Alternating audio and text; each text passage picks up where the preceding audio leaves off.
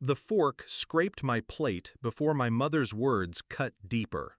"Get up, Kylie. That's her seat now."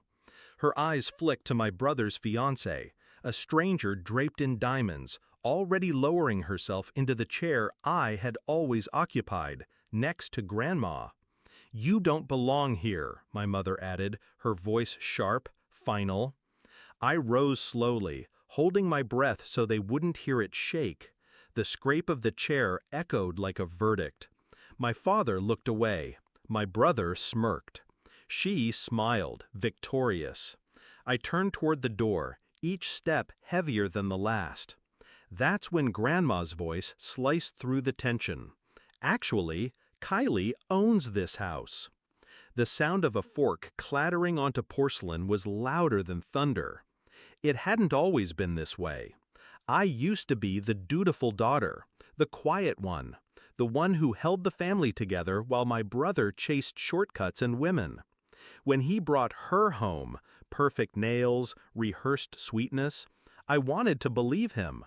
He said she was different. He said she'd change him. But her eyes gave her away, calculating, hungry. She didn't see me, she saw what I had, and, slowly, they shifted. Family dinners where my chair drifted further from the center. Conversations I was no longer included in. Decisions made without me, about me. I was becoming invisible in my own home. It was the whisper that broke me. Late one night, I passed the kitchen and heard her voice, his fiancée, laughing softly to my mother. "She's weak. She'll never fight back. All this will be ours soon." My mother didn't object. She agreed. That was the moment I stopped being the daughter they overlooked and became something else. A shadow. A planner. I knew I couldn't outscream them. I couldn't outplease them. But I could outthink them. Grandma was my only ally. She saw what they ignored. She knew what they pretended not to. And most importantly, she owned everything. I visited her quietly, often, not with demands, but with patience. I listened when she spoke about her fears of being forgotten, her disgust at my parents' greed, her disappointment in my brother. I never asked her for anything. And that's why she gave me everything. The paperwork was signed months before that dinner. While they mocked me for working late, I was sitting across from Grandma's lawyer. While they dismissed me as background noise, I was watching ink dry on documents transferring the deed, the house, the land, the legacy, all of it, mine. So when my mother's voice cut me at that table, telling me I didn't belong, I felt no need to argue. I simply stood, ready to leave them in the illusion they had built for themselves. But Grandma, always dramatic, always precise, chose that moment to reveal the truth. Actually, Kylie owns this house. The silence that followed was pure. My mother's hand froze mid-air, fork sliding from her fingers.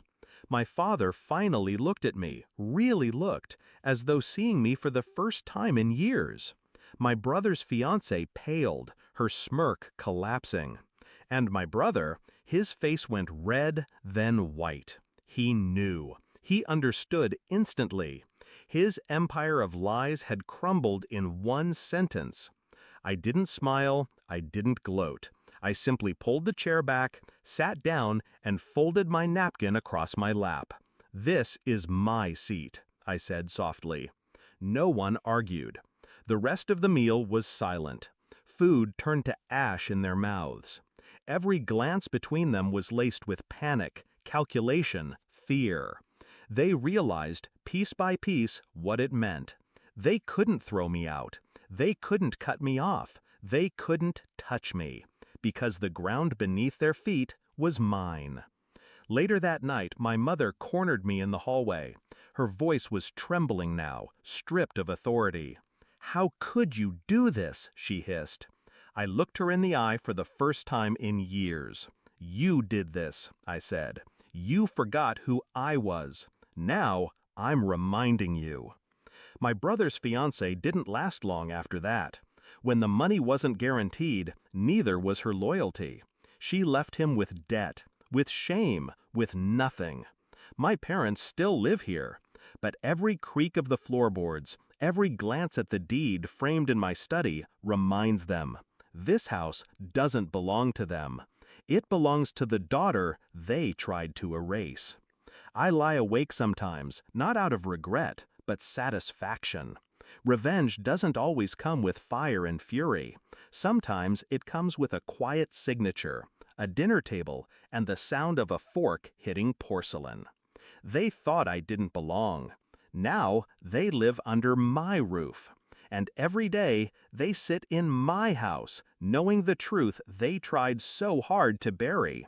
The forgotten daughter is the one who won.